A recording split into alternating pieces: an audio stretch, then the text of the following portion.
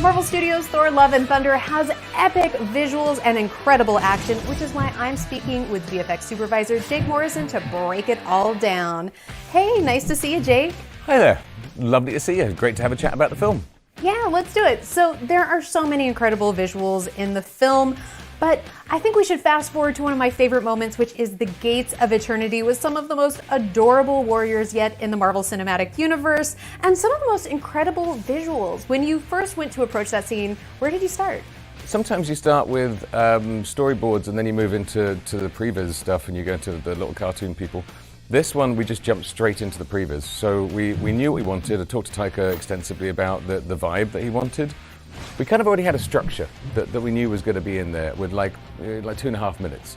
Creative boundaries are actually very good because it focuses you to come up with something unusual in there. Sometimes a blank slate is actually not helpful because it could be anything. But when you know you've got to come up with a fight beat with the kids in 2.5 minutes to this song, it actually pushes you creatively to do something that's very focused. So once you have all of those parameters set, what was it like getting to capture everything on set, especially with all of those adorable kiddos? Taika creates such a family atmosphere on set, but this was like a literal family atmosphere. Like we had everybody's kids there.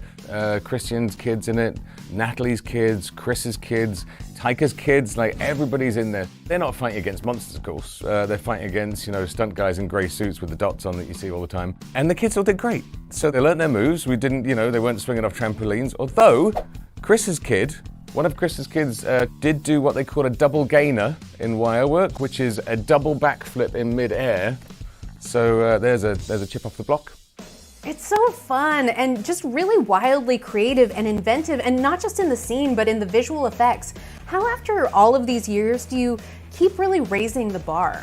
So when you're working with a director like Taika who doesn't want you to be in a safe spot, who actually wants you to go out there and kind of like jump off the cliff and kind of like stitch the parachute on the way down. It's exhilarating and it's terrifying, but it's also super rewarding as the whole thing comes together.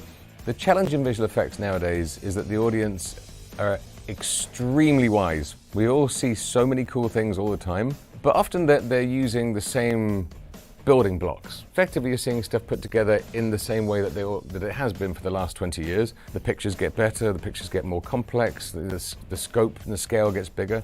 But fundamentally trying to change how you do it to come up with satisfying a vision of an incredibly creatively hungry director like Taika Waititi, it is a challenge in itself.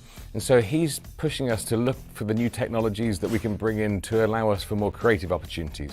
Any of the sequences across the picture couldn't have existed if we hadn't taken some huge creative leaps and just kind of, I'm sure it's going to work. And it did. I'm sure it was going to work. I was certain. Yeah, it worked. Okay, thank God. Oh, I'm sure it was a huge relief. But, in order to make things look so new and so fresh, were there any new technologies or techniques that you explored? Instead of having to make a computer-generated version of each of the kids to receive the lightning, because they're all covered in lightning, and kind of cheat, I feel, when you do that stuff. It's never quite like the real kid. We use this crazy lighting thing where you actually light the kids from 4 different angles at the same time, but we have a system where you can take that apart. And then you can use any given light. So when one of the kids goes and smashes a monster here, and it splats and you get lightning in the face, the light that's on the kid's face is really what it would have looked like if that happened, but we were able to choose later on. And Taika wanted us to try and find new technologies and push that stuff forward, and we're proud of that. So once you then have all of those different kinds of pieces of footage, how do you start to put it all together?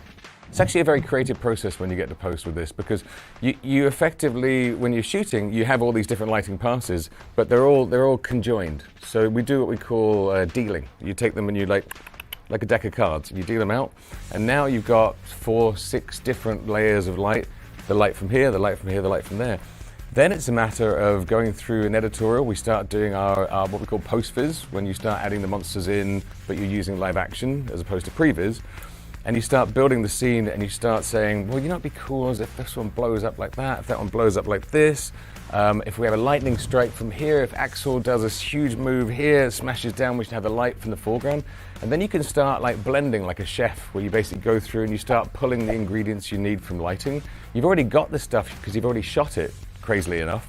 but you get to choose how much you blend in post. I mean, again, technically, never been done before, completely crazy, but from an artistic point of view, super satisfying. And then because it's real, you're actually working with these kids, not computer-generated versions of them. Seeing the whole thing come together is pretty gratifying. It's cool.